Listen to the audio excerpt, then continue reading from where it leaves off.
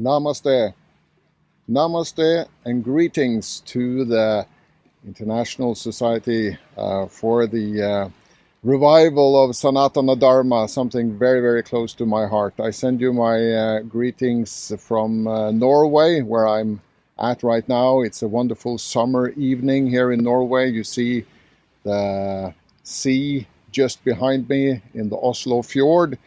And I am so grateful to be able to participate in this 10th annual anniversary for the conference and the extremely important work that is being done and that is being carried through and is about to happen in reviving Sanatana Dharma in the whole world, and specifically in Norway, where I am working from right now. So, as said, my name is Jorgen Lysglimt Johansen. It's quite a mouthful for anyone speaking English outside Norway. I am working in both the spiritual realm and in politics at the same time.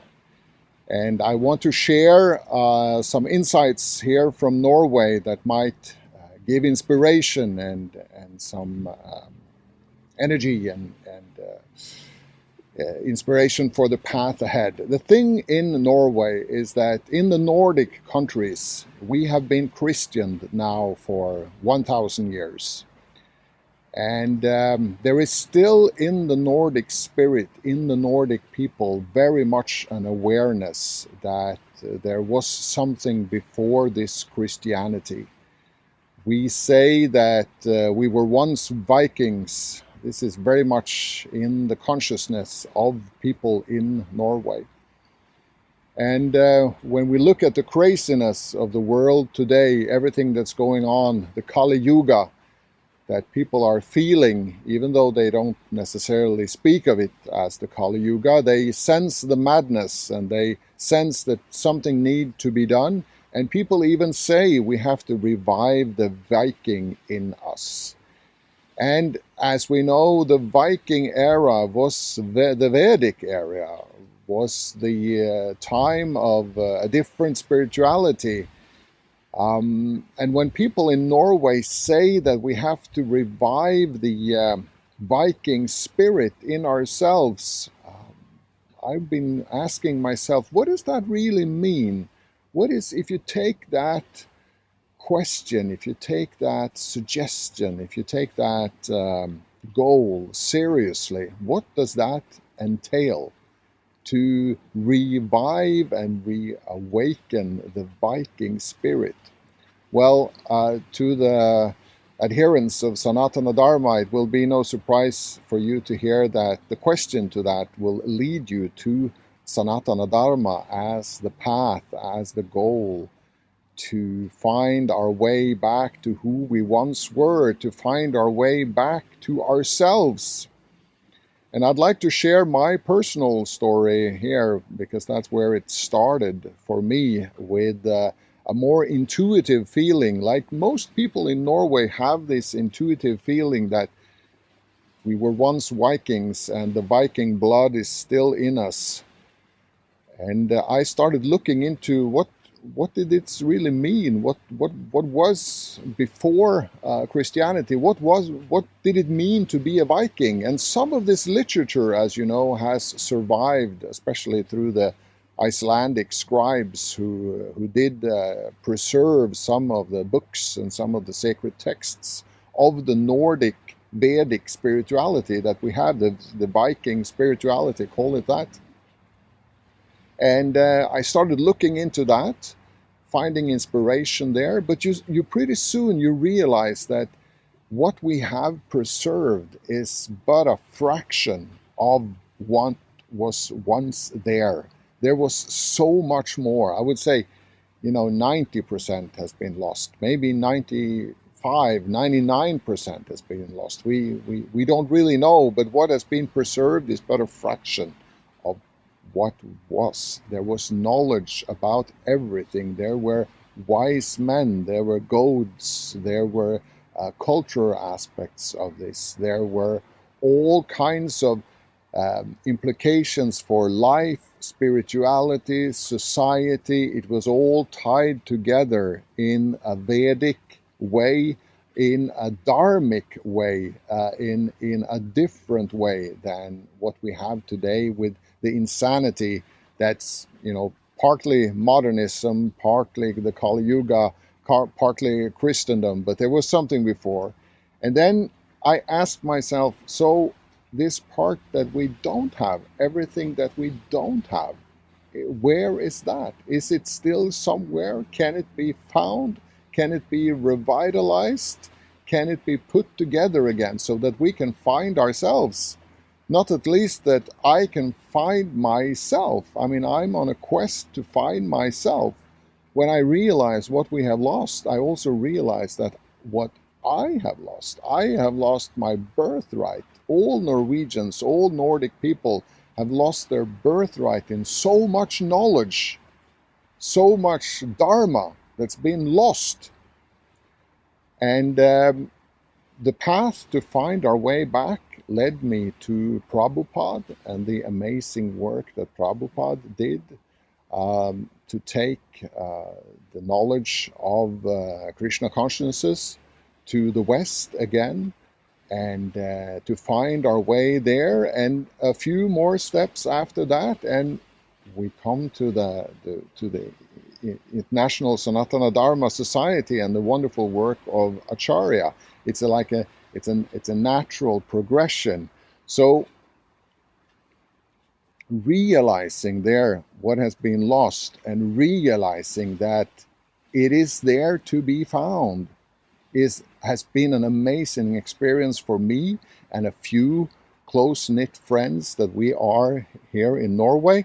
And this has given us a kind of a mission and a quest and a goal to work on reviving this politically, to work on reviving this spiritually, and to put this all together. And this is our part of the revival of the Sanatana Dharma spirit all over the world. This is our contribution. This is our part of that.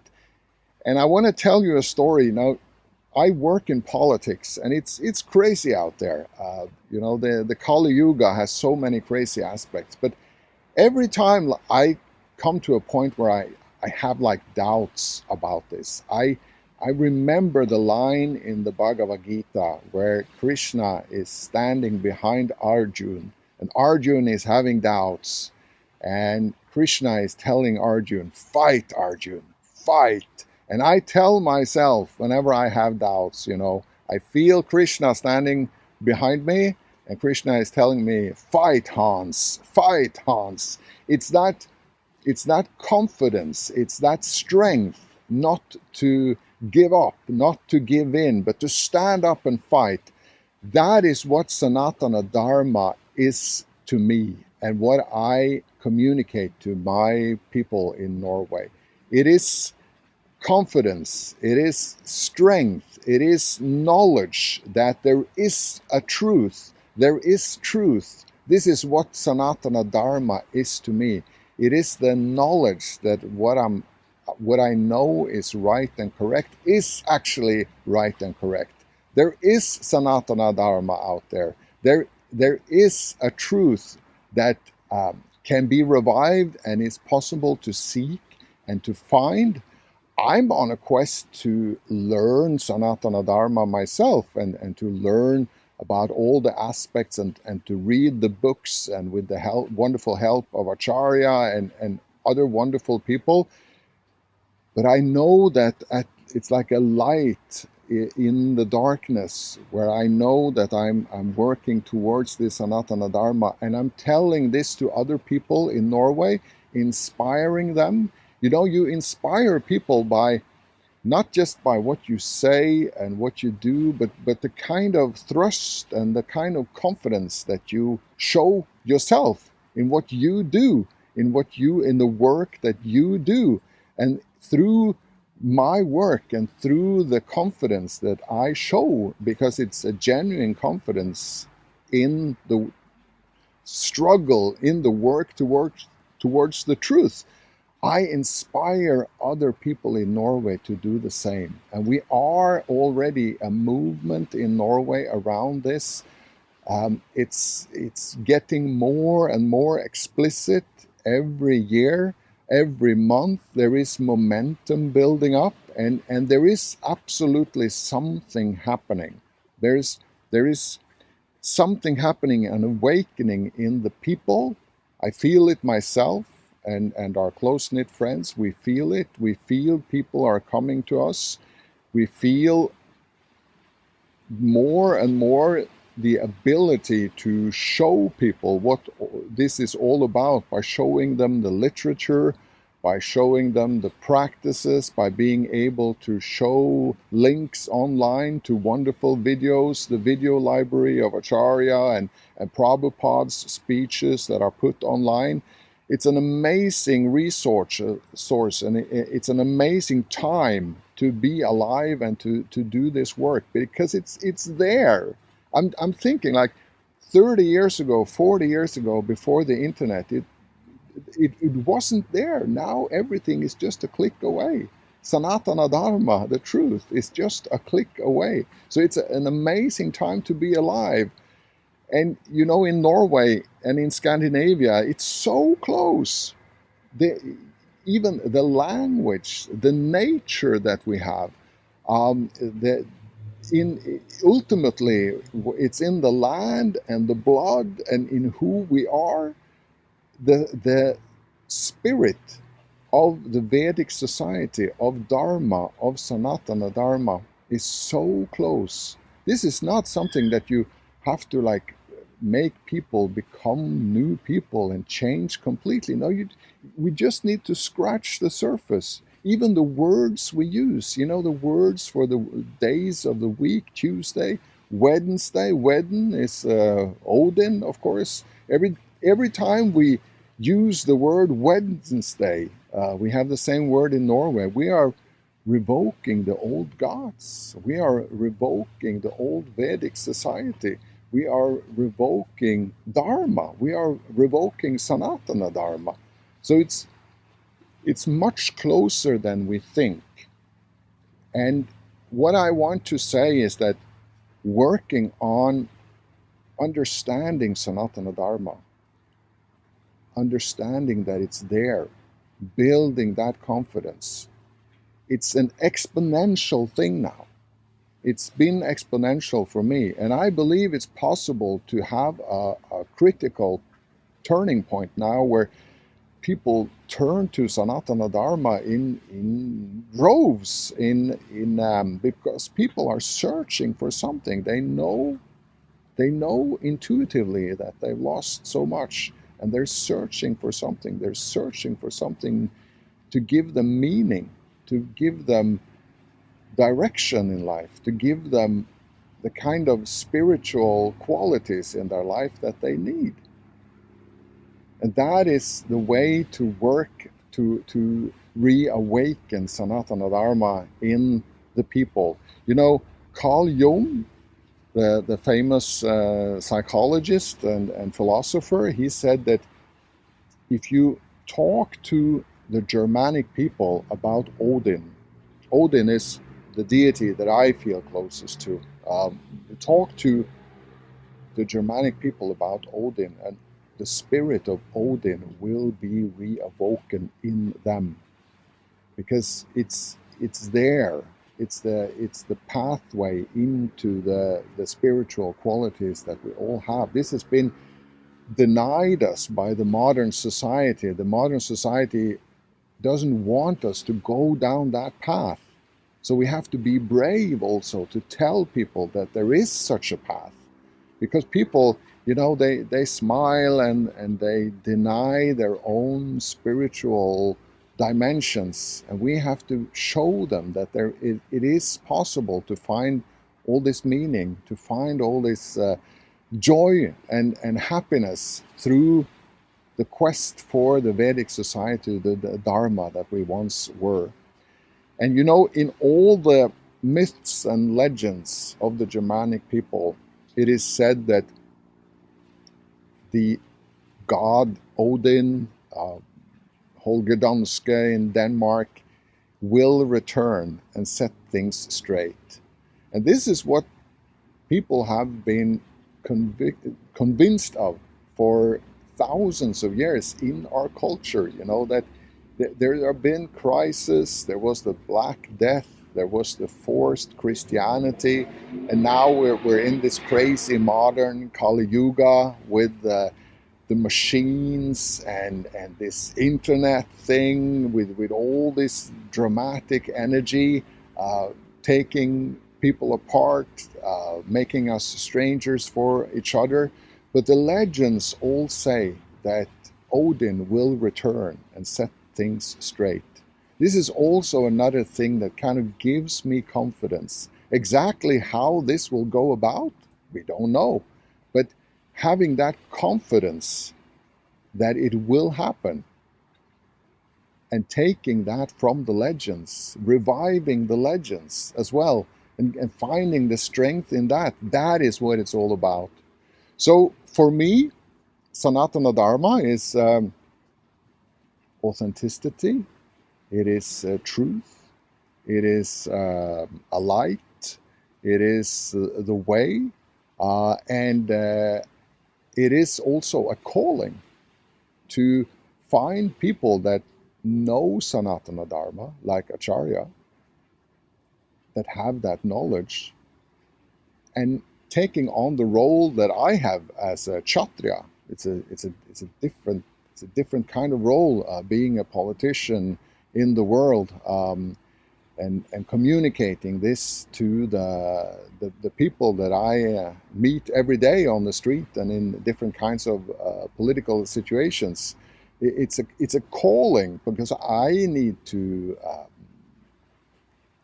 up my game in this, learn it, and communicate it on. So it's like this is a process. It's not all ready and done right away. We are all called to take part and be part of a process that will change ourselves, change our relationship to society, change our relationship to other people, change other people's relationship to each other, and change the entire society through Sanatana Dharma. And you know, it's daunting how big this quest is, but when you know that it's inevitable in a sense, because it's there. It cannot be otherwise. It must be. We must win this. We must save society. We must revive truth. We must come and save the souls of the people. And when you think about it like that, it's not as hard, and the setbacks are not so difficult to shoulder, and to give each other the motivation to continue. That is what is Sanatana Dharma to me, and I believe this is possible to revive in the people, so that everyone starts talking about this. Everyone starts reading the Bhagavad Gita. Everyone starts watching the videos of Acharya. And by the grace of the gods, we can connect to people through this sense of the fact that they were once Vikings. So this is my calling, and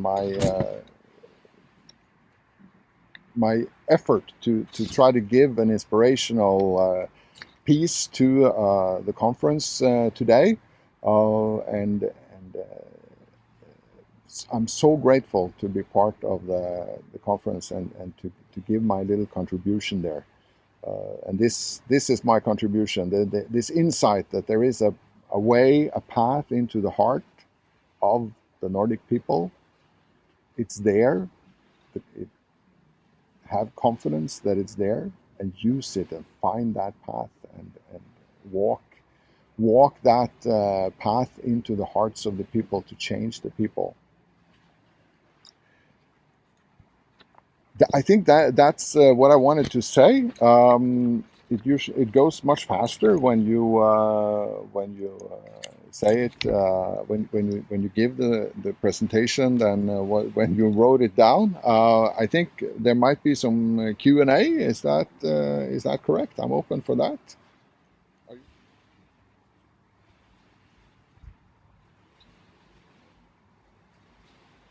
Thank you very much for that question. This is absolutely relevant because every expression of the Sanatana Dharma, I believe, is unique to a geographical location and to the specific people that are there.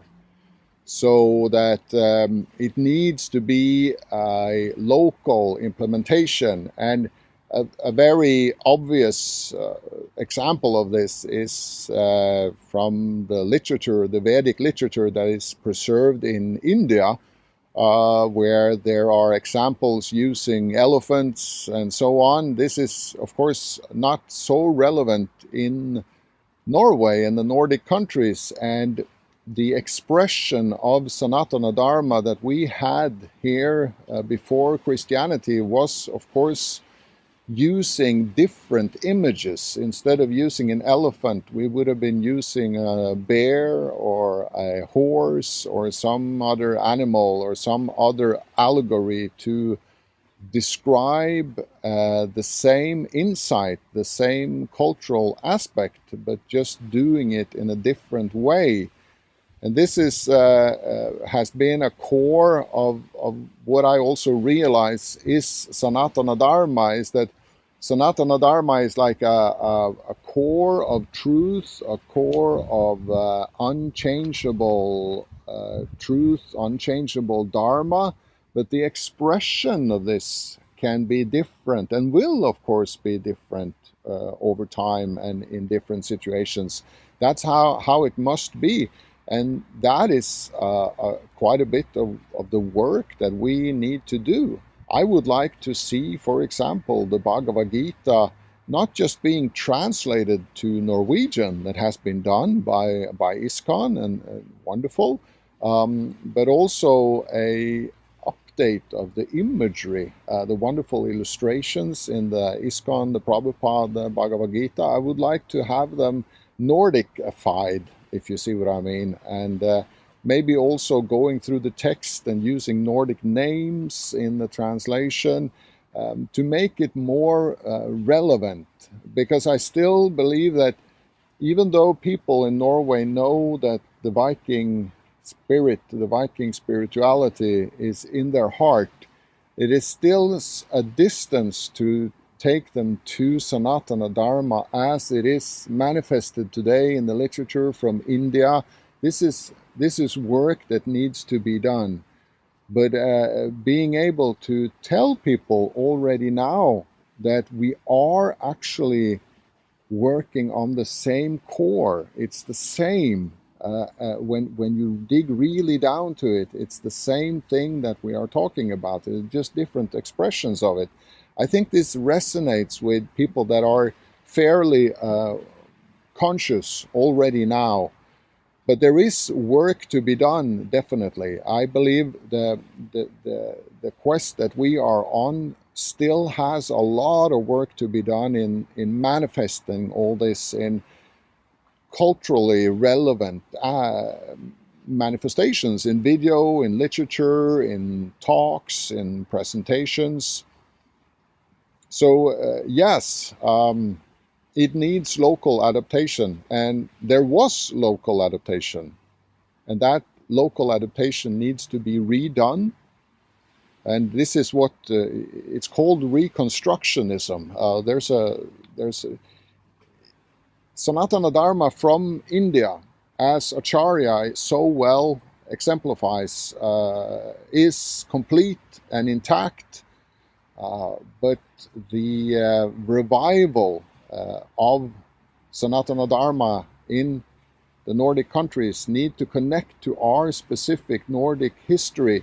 So there's still work to be done, and that is what we need to do. Everyone listening to this conversation is set in a specific local context, Many people in various countries around the world with local history, local languages, and to introduce this in the right way for their own place and time and circumstance, that is the work that needs to be done.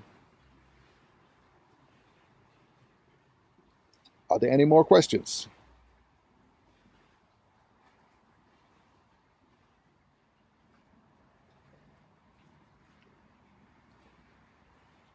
Thank you.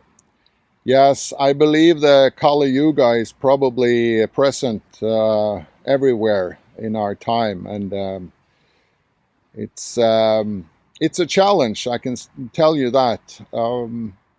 I believe what I talked about in the presentation about finding strength, inner strength, through a conviction that we are on the right path, and a conviction to be brave, as Krishna says to Arjuna, to fight, and to know that we have the truth, and to know that we're on the right path. I believe for me this has been a hugely important part of how to deal with the evil forces that are on us all the time. This is something that I work hard on showing and expressing, and to try to be on top of the evil forces that are pushing back all the time. Another thing that I use a lot is humor and satire. So this has been for me a way to deflect some of the evil forces that are coming at you, and even reflect them back on the people that are, and the forces that are sending this evil energy. Because humor and satire is something that the evil energies have a big problem with tackling. So I am able to sort of be very serious, like I hope I show in this presentation. And I have a different side of me that can be almost more like a stand-up comedian. And my enemies, they don't know what side I take. And when I get attacked, I can turn on a dime and start using comedy and satire back at people. And I've done that very, very successfully to tear down my enemies. And this is something that I continue to do. And I'm very glad that you asked this question, because then I'm also able to tell the people that I think of as my friends and allies, like yourselves, that I have these two sides to me, so that if you ever see me do the comedy or do the satire or do the showmanship, then please know that this is something I do just to tackle the evil forces, like you said, and also not just to tackle the evil forces, but also to ride the tiger that's the craziness in the world today. You know, the internet and the memes and everything there. A serious conversation and a serious talk can reach a lot of people, but if you can play with things, then it's my experience that you can reach much further, and you can be sort of known, and you can become a meme, you can become something that people know about. And once they know about you, they can find their way to your serious side, and then you can show them more serious stuff. So you can play these two sides. It's like the mask in ancient Greece, you know, that you have this duality with you. So I hope that answered your question.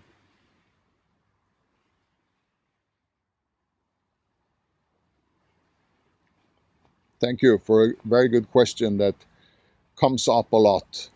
We try to do politics differently. We do not have a political organization with a political structure open for corruption like most or all the other political parties that I know of.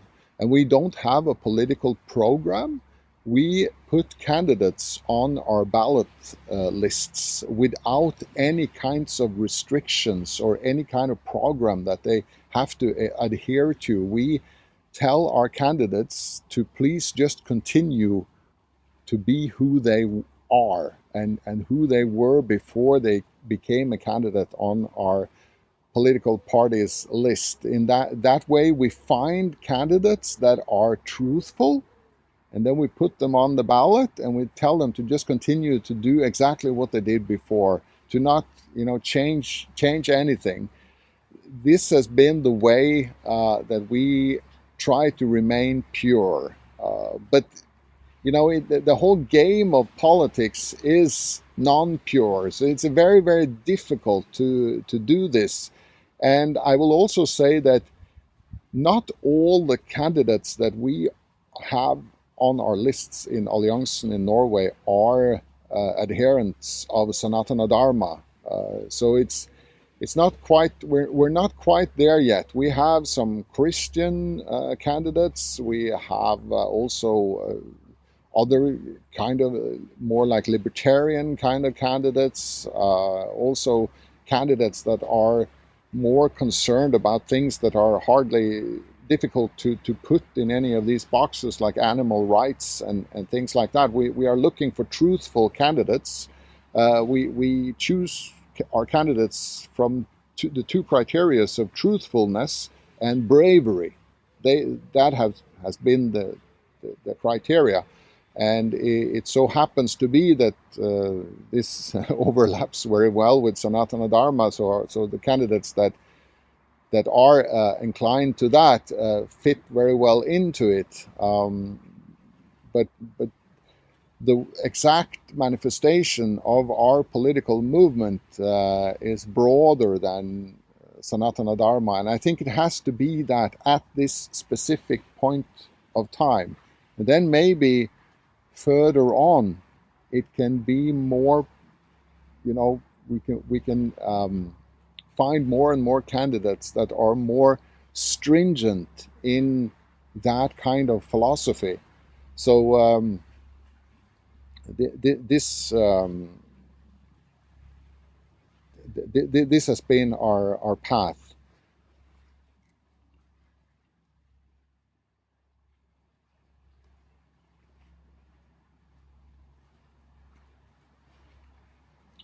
This is a very, very difficult question, because it is for some people to fight in the open, and there is for some people to fight not in the open. And taking the fight openly has a cost.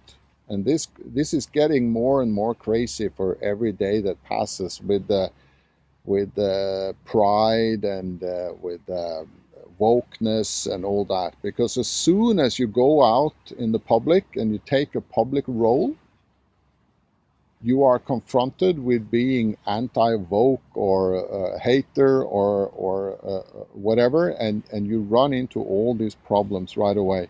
So my advice for young people is to not go out open until there is an older person that you trust, that tells you that I think you might have a role to play, being openly active, like making videos and going out preaching and sort of taking a public role. So my advice has been to young people that try to be in an environment that consists of people that you trust, people that you feel are interested in your well-being, and have them give you some kind of feedback as to what kind of abilities and what you should do. This is essentially the ancient tradition of a master and an apprentice, and a master and also a spiritual apprentice. But we don't have that the ability to have that tradition applied directly right away now. So it is for the young person to try to find a couple of mentors, not just one, but a handful, and ask them for advice on what they think that young person should do, and try to get some more than just one person to tell you that and to give you input. And hopefully this will be coherent what they say. If you have more than one, two, three, four people that you trust to give you good advice, give you coherent advice on what to do, then that should be um, more likely to be good advice than just getting it from one person. And then find a way online. Everything is online, and a lot of people are using a lot of time and resources to search online for the truth. I think it's a young man's thing, and also women for that part, but especially for a young man, as I can relate to myself a long time ago, being a young man searching for the truth. The truth is out there, but and you can fight for the truth and you can ask about the truth, but I would, as a young person, do it anonymously, with pseudonyms in chat rooms and also on social media and all that. Be a little bit careful. And then once you grow older, 16, 17, 18, 20, 24, whatever, get that feedback from other people. I have taken on a role like this for young people myself. I have a dialogue going with a few dozen young people that I know well and that I'm able to give advice to on what I think they should do. And some of them have gone out to be very interesting new voices in the public debate. And other people I have advised to continue maybe a career and to work on themselves in that direction without getting this pushback from the craziness out there.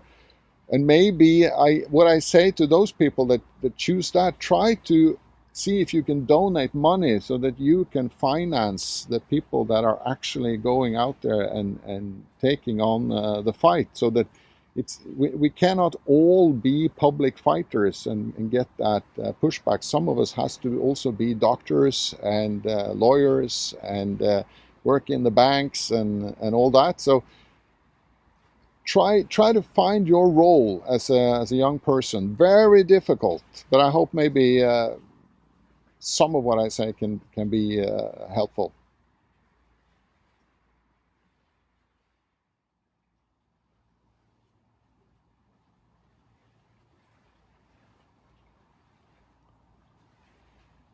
Thank you very much. Yes, I try to be present on all social media. So you will find me by my name, Hans-Jorgen Lysglimt Johansen.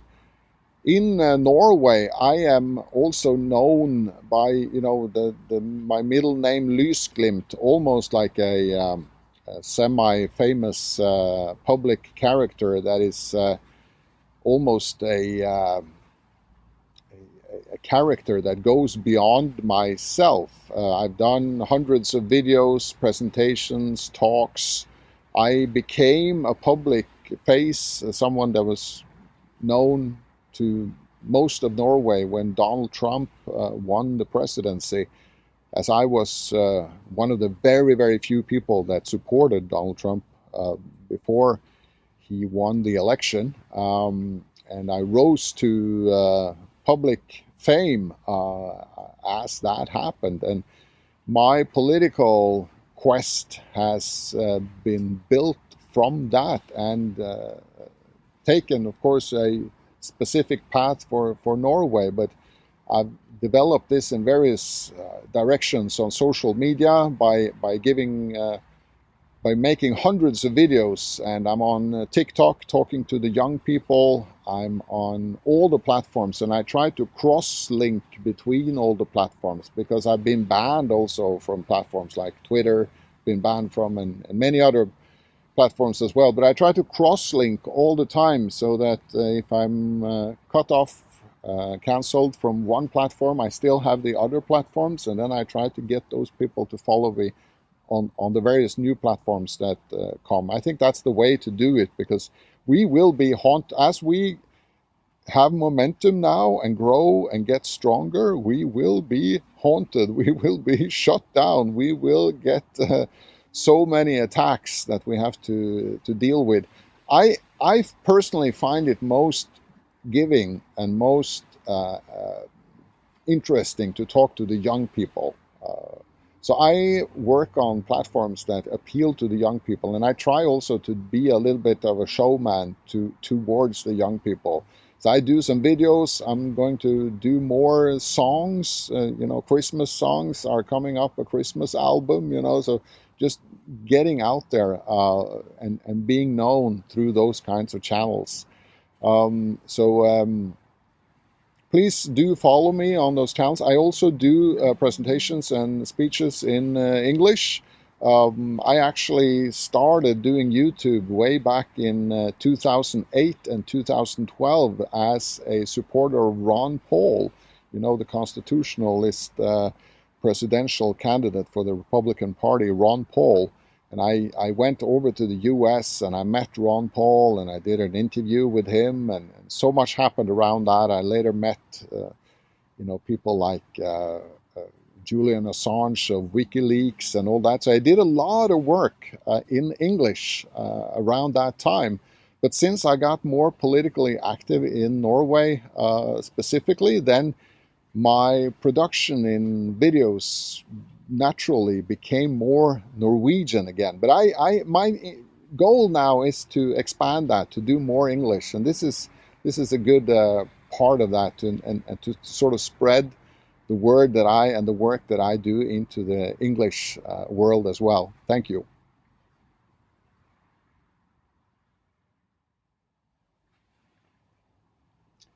Thank you very much for those comments. Thank you very much for the questions. Thank you very much for being able to give my contribution to the conference and to the Society for Sanatana Dharma. Thank you to the organizers of the conference and all the other participants and all the other speakers. Thank you to John.